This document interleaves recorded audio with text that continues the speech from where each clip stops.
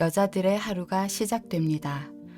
다른 시공간에 살고 있는 여인들. 영화는 그녀들의 순간을 교차하며 펼쳐집니다. 이들에게는 긴밀한 연결고리가 있습니다. 바로 소설 델러웨이 부인이죠. 소설 델러웨이 부인의 집필하는 1923년의 버지니아 울프, 델러웨이 부인을 읽고 있는 1951년의 로라 브라운, 델러웨이 부인이라 불리는 2001년의 클라리사 본. 어쩌면 다른 시대를 살아가는 델러웨이 부인들일지도 모릅니다.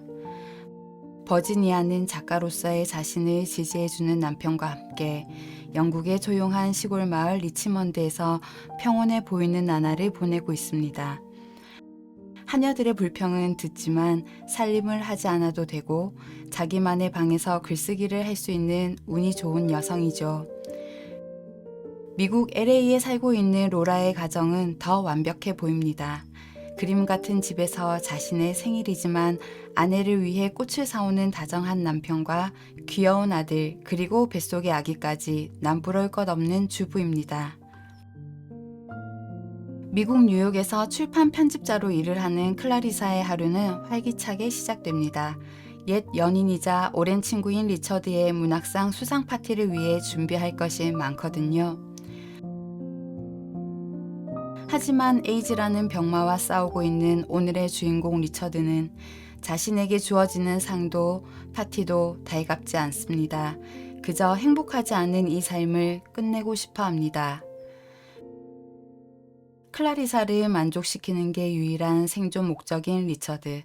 리처드를 위해 자신의 삶도 없이 희생하는 클라리사.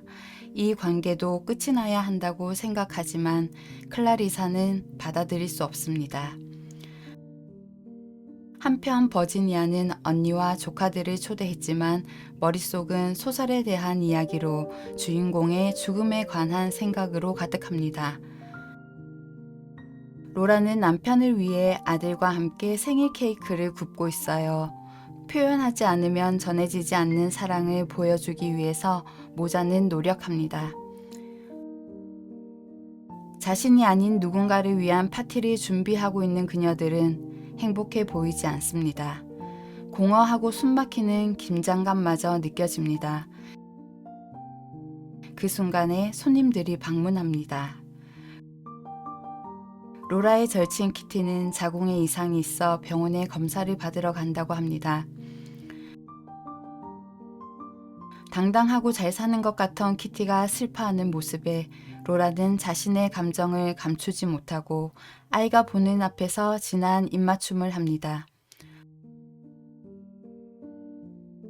벌떡 일어선 키티는 냉랭하게 그 자리를 떠나버리고 로라는 이 관계를 망친 것 같아 혼란에 사로잡힙니다.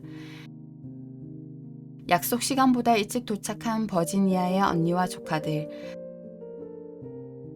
반가운 것도 잠시 런던을 그리워하는 버지니아에게 언니는 그녀의 병을 떠올리게 합니다. 그때 아이들이 죽어가는 새를 발견해 나뭇잎 무덤을 만들어주자고 해요.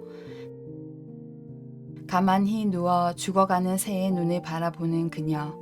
몇 번의 자살 시도를 했던 그녀가 새의 죽음에 평온함을 느꼈을까요? 파티 음식을 준비하고 있는 클라리사의 집에 루이스가 찾아옵니다. 오랜 시간 리처드의 애인이었던 그를 보자 그동안 억누르고 있던 심란하고 불안한 마음이 터져 나옵니다. 몇 년이나 리처드를 간병하면서 잘 견뎌왔다고 생각했는데 사실은 버겁고 힘들었다고. 그때 루이스는 고백합니다. 리처드를 떠나던 날 유럽을 횡단하는 열차 안에서 여러 해 만에 처음으로 자유를 느꼈다고 말이죠. 그녀들의 마음이 마구 흔들립니다.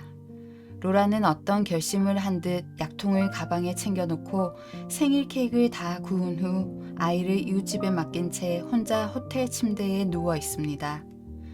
죽는 것도 가능하다.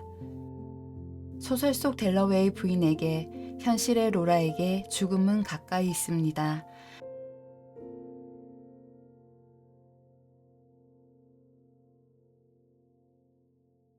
하지만 소설 속 주인공을 죽이려던 버지니아는 마음을 바꿔먹습니다. 사실 그녀들은 각자의 감옥 속에 갇혀 있었습니다.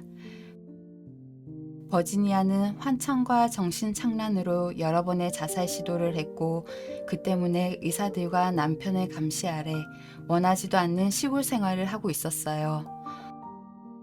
로라는 시대적 통념에 갇혀 전쟁을 치르고 돌아온 남자들이 누려야 할 행복을 위한 전리품으로 존재하며 자신의 욕망을 억누르고 있었습니다.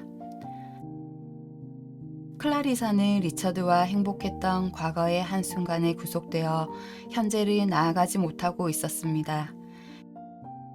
10년을 함께한 여자친구 셀리도 유일한 딸 줄리아도 클라리사에게는 뒷전이었습니다.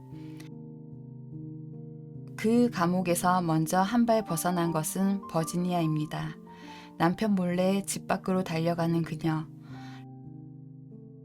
런던행 기차를 타기 위해 기차역에 있는 버지니아를 쫓아온 남편은 제발 정신을 차리고 집으로 돌아가자고 화를 냅니다.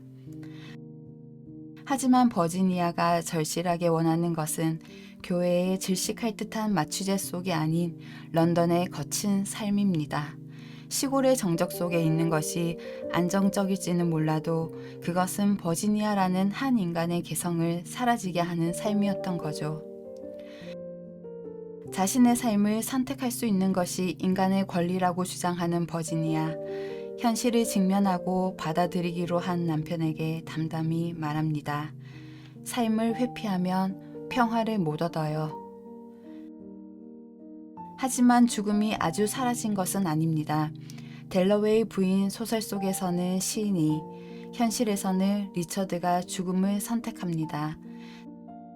삶을 회피하지 않은 또 한 명의 여인 로라의 아들, 엄마의 고통을 고스란히 느끼고 평생을 상처 속에서 살았던 아들이 바로 리처드였습니다. 누가 꼭 죽어야만 하나? 버지니아는 남편의 질문에 이렇게 대답합니다. 누가 죽어야만 남은 이들이 삶의 소중함을 깨닫죠. 아들의 죽음 소식을 듣고 찾아온 로라. 자신을 이해해줄 이가 없던 시대적 상황의 외톨이처럼 느껴져 자살 충동을 느꼈던 로라는 둘째를 출산하고 캐나다로 떠났습니다. 그리고 로라는 금세 후회했죠. 아이들을 버린 것이 큰 잘못인 것을 깨닫고 고통을 감내하며 살았지만 용서를 받지 못하더라도 그럴 수밖에 없었던 자신의 선택을 존중합니다. 죽음 속에서 삶을 선택한 그녀이니까요. 로라의 이야기에 생각이 많아진 클라리사는 자신의 방에 돌아와 코트를 벗고 치렁치렁한 목걸이를 벗고 자신을 구속하던 것을 모두 벗어버립니다. 지금 이 순간 곁에 있는 사람과 삶의 소중함을 깨달은 듯 여자친구에게 키스를 합니다. 잠옷 차림의 클라리사가 전등을 끄며 델러웨이 부인들의 하루가, 그녀들의 일생이 온전히 담겨있던 하루가 막을 내립니다. 아름다운 영상과 배우들의 연기력, 그리고 촘촘한 연출이 뛰어난 영화 디아워스에서 제가 좋아하는 명장면을 3가지 꼽아보자면, 먼저 버지니아가 소설에 대해 골똘히 생각하는 장면입니다. 산책을 하는 길에서건 다른 가족과 함께 있는 장소이건 자신의 세계로 빠져들어가는 그 몰입감이 좋았습니다. 그게 글쓰기이거나 연극이거나 음악이거나 자신이 좋아하는 것에 몰두하는 저와 친구들의 모습이 보였어요. 두 번째는 로라를 줄리아가 안아주는 장면입니다. 엄마로서 아내로서 자신만 희생하면 완벽할 수 있었던 가족을 버리고 떠난 로라. 자신을 위한 삶의 선택이었지만 용서받을 수 없다는 생각으로 평생을 살았습니다. 그 시대의 규범으로는 용서할 수 없는 일이 세월이 흐르고 진화하여 지금 이 시대를 사는 우리는 그녀를 이해할 수 있는 가슴이 있습니다. 우리를 대신한 줄리아의 포옹이 로라 스스로를 용서하는 것 같았어요.